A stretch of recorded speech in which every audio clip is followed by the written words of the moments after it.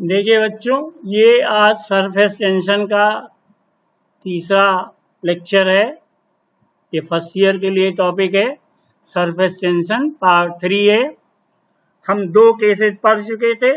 एक तो जल के भीतर कोई वायु का जल का बुलबुला है और दूसरा पड़ा वायु का बुलबुला, और उसके लिए P हमने ज्ञात किया, एक्सेस प्रेशर। अब हम ये तीसरा केस पढ़ेंगे, साबुन के घोल के बुलबुले के भीतर दाब अधिक। तो साबुन का बुलबुला,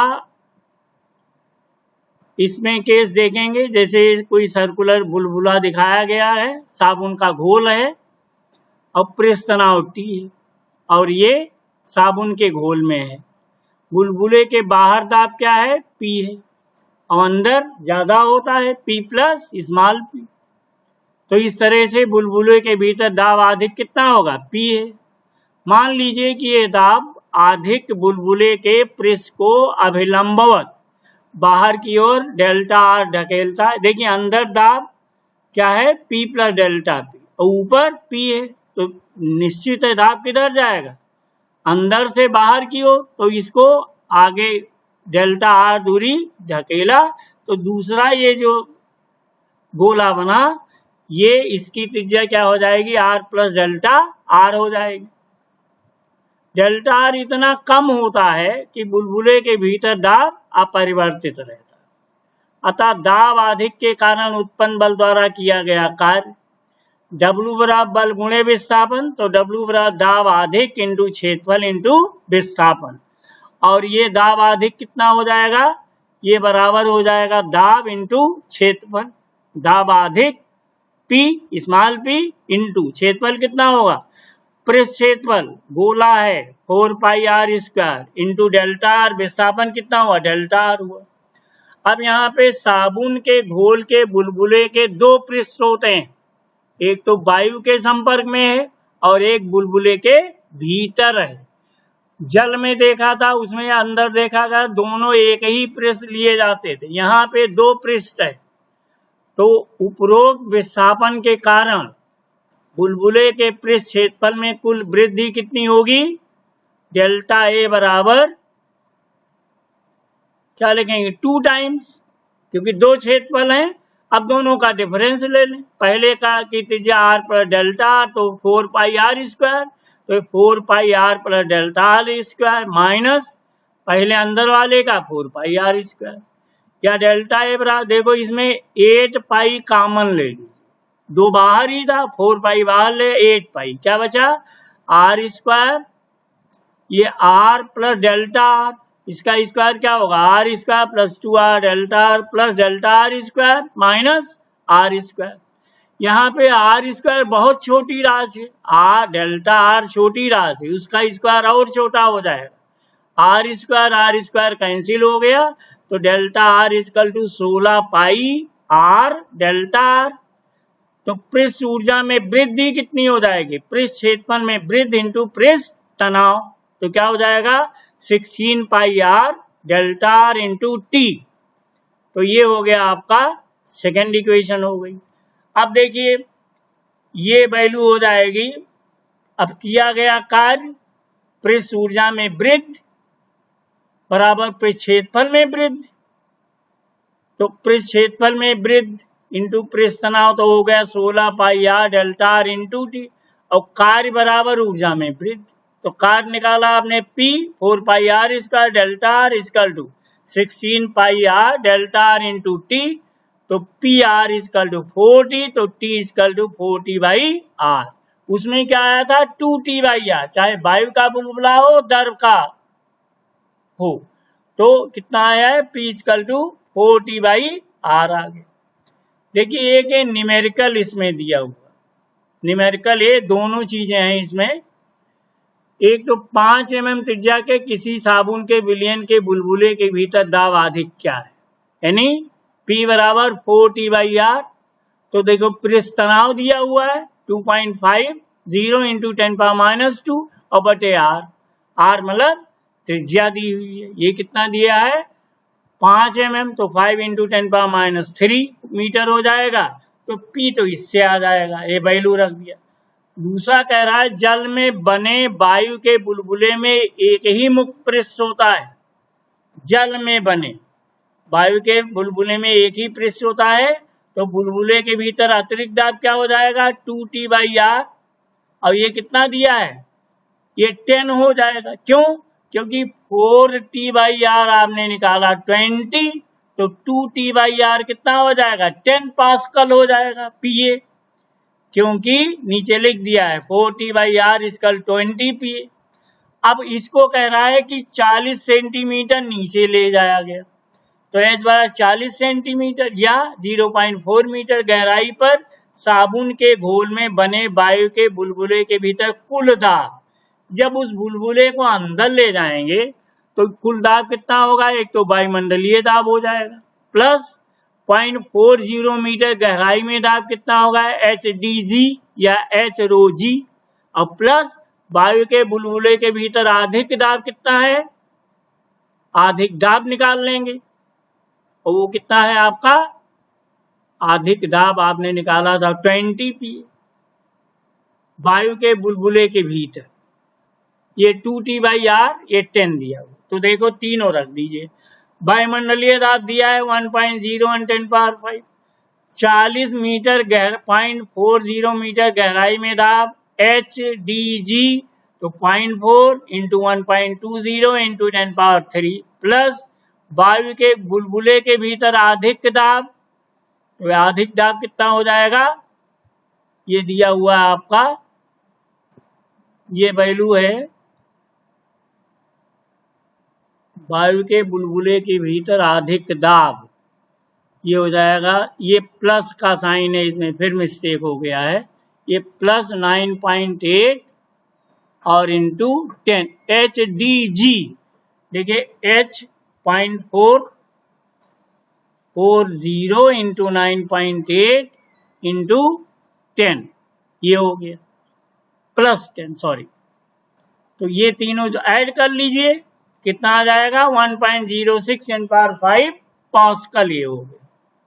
अब देखिए अगला आर्टिकल पढ़ेंगे, केशकत्व, कैपिलरिटी। कैपिलरिटी क्या होती है, अगर कोई केस नली, बहुत पतली नली आप लीजिए और दर में सीधी खड़ा करें, तो नली में दर ऊपर चढ़ता है या उतरता है। चढ़ता कब है, जब एडहेसिव फोर्स दर का और ठोस के बीच ज्यादा होता है, और नीचे कब उतरता है, जब एडहेसिव फोर्स कम होता है। जैसे शीशे की केस नली है, जल में डुबोइए तो पानी ऊपर जाएगा, अगर शीशे की केस नली को पारे में डुबोइए तो दर नीचे जाएगा। तो केस नली में दर के ऊपर चढ़ने या उतरने की घटना केशकत्व कहलाती है, कैपिलरिटी। जो दर कांच को भिगोते हैं वे कांच की केस नली में ऊपर चढ़ते हैं, तथा जो दर कांच को भिगोते नहीं है वे केस नली में नीचे उतर जाते हैं। या इसको एंगल ऑफ कांटेक्ट पे भी डिफाइन कर सकते हैं। एंगल ऑफ कांटेक्ट अगर न्यून कोण है दर व ठोस के बीच में, तो दर ऊपर चढ़ेगा, और एंगल ऑफ कांटेक्ट अगर अधिक कोण है तो नीचे जाएगा। और अगर कोहेसिव फोर्स एडहेसिव फोर्स के बराबर है तो नहीं चढ़ेगा। 3 केसेस हो सकते हैं। देखिए वो ऊंचाई जिस तक दर केस नली में चढ़ता या उतरता है, केस नली की त्रिज्या के अनुक्रमानुपाती होता है, यानी यह चीज इनवर्सली प्रोपोर्शनल टू वो ऊंचाई जिस पर दर केस नली में चढ़ता अथवा उतरता है, उसको क्या कहते हैं, वो त्रिज्या पर निर्भर करता है। और यह केशकत्व के संबंध में ज्यूरिन का नियम कहलाता है। This is called Jurin's law. नली जितनी पतली होगी ऊंचाई उतनी, ये यहाँ पे केस नली की त्रिज्या के व्युत्क्रमानुपाती हो। केशकत्व का कारण क्या है, ये भी पृष्ठ तनाव ही। आपने देखा कि अगर अवतल पृष्ठ बनता है तो दर ऊपर चढ़ेगा, उत्तल पृष्ठ बनता है तो नीचे चलता है। इसकी वजह से क्या होगा, क्योंकि दाब की, इसकी वजह से दाब उत्पन्न होगा, तो इस केस में अवतल पृष्ठ के ठीक नीचे जल में दाब पृष्ठ के ऊपर वाले दाब से 2T/R कम होता है, और इस दाब की कमी के कारण केस नली में द्रव इतनी ऊंचाई तक चढ़ता है जब तक दोनों तल के दाब समान ना हो जाएं। तो यहाँ पे जो दाब होगा, दाब अधिक 2T/R इक्वल टू जितना द्रव चढ़ेगा ऊपर H rho G equal to 2T/R, जहां रो जल का घनत्व तथा G गुरुत्वीय त्वरण है। अब देखिए केस नली की त्रिज्या R तथा जल कांच की स्पर्श कोण थीटा हो, तब चित्र के जो मिनिस्कस बना है, ये लेवल देखिए कनकेव सर्व की वक्ता त्रिज्या R बराबर क्या हो जाएगी, R/cos थीटा, और इसको सूत्र में रख दीजिए। तो H rho G equal to 2T/R cos theta, या H equal 2T cos theta upon R rho G, या H is directly proportional 1/R। व्युत्क्रमानुपाती है, उसमें करेक्ट कर लीजिएगा, समानुपाती अनुक्रमानुपाती लिख गया है। अब हम देखें अपर्याप्त लंबाई की केस नली में जल का चलना, rising of liquid in A capillary tube of insufficient length, अपर्याप्त लंबाई। देखिए H रो G बराबर 2T/R, और HR बराबर क्या हो जाएगा, R इधर ले आओ 2T/रो G, और ये वैल्यू क्या होगी, कांस्टेंट होगी किसी भी लिक्विड के लिए। जब केस नली की लंबाई S से अधिक होती है तो द्रव केस नली में इतनी ऊंचाई तक चढ़ता है जिससे कि ये रिलेशन सेटिस्फाइड हो, यानी HR इक्वल टू T/रो G, इससे कि उपरोक्त संबंध संतुष्ट हो जाए। परंतु यदि केस नली की लंबाई S से कम हो तब क्या होगा, तो जैसे H डैश, तो द्रव केस नली की चोटी तक चढ़कर ऐसे फैल जाता है कि जिससे मिनिस्कस की त्रिज्या R डैश हो जाती है, यानी H dash R dash equal to HR equal 2T/रो G। इसके मतलब क्या हुआ कि द्रव अपर्याप्त लंबाई की केस नली के ऊपरी सिरे से बाहर फुहार के रूप में नहीं निकल बल्कि ऊपर फैल जाएगी। केस काट के कुछ एग्जाम्पल देखिए, व्यवहारिक एग्जाम्पल्स क्या है, जैसे खेत में दिया गया पानी जल और पौधों व पेड़ों के तने में बनी असंख्य केस नलियों में से चढ़कर पौधों व पेड़ों की टहनियों तक पहुंचता। मतलब पेड़ के अंदर तमाम बहुत सारी कैपिलरीज लगी होती, कैपिलरीज बनी होती हैं उसी के सहारे, क्योंकि वो इतनी महीन होती है तो काफी ऊंचाई तक जल उसमें चढ़ जाता है नीचे से ऊपर। लालटेन में जो तेल जलाते हैं तो जो बत्ती होती है उसमें तमाम कैपिलरी होती है, तो उसके सहारे ऊपर तेल चढ़ जाता है, लालटेन जलती रहती है। किसान वर्षा होने पर खेत को जोत देते हैं, जुताई कर देते हैं ताकि पानी उसमें अधिक समय तक रुका रहे।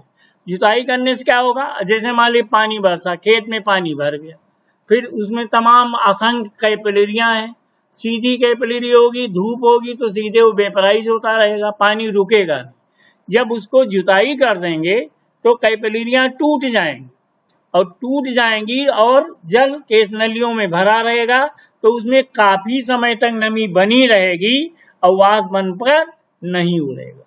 आप देखिए जो खेत सीधे प्लेन पड़े होते हैं उसको अगर पानी बरसा और कुछ समय बाद जो है, कुछ दिन के बाद वो बिल्कुल सूखा हो जाता है। क्यों? क्योंकि कैपिलरियां से जल वाष्प के रूप में वो निकल जाए। लेकिन जुताई कर दें तो नमी बनी रहती, क्योंकि कैपिलरियां टूट जाएंगी, टेढ़ी मेढ़ी रहेंगी, उसमें पानी भर जाएगा। लिखने की निब पेन की जो इंक वाली होती, तो उसमें क्या बीच में चिरी होती जो केस नली का कार्य करती, जिससे स्याही ऊपर चढ़ जाती। फिल्टर पेपर, फिल्टर पेपर में क्या असंख्य कैपिलरियां बनी हुई, जब स्याही के ऊपर डाला गया तो उस कैपिलरियों में पानी ऊपर चढ़ गया और स्याही सूख जाती। तौलिए को क्या कीजिए, तौलिए को एक सिरे को पानी में डुबोइए, तो एक सिरे पानी में डुबोने पे क्या होगा कि वो दूसरे सिरे पर भी पानी कैपिलरियों के द्वारा ऊपर आ जाएगा। तो ये इस तरह से ये भी आर्टिकल आपका खत्म हो गया। अब इसमें एक दिन का काम इसमें और है, फिर ये टॉपिक आपका खत्म हो जाए।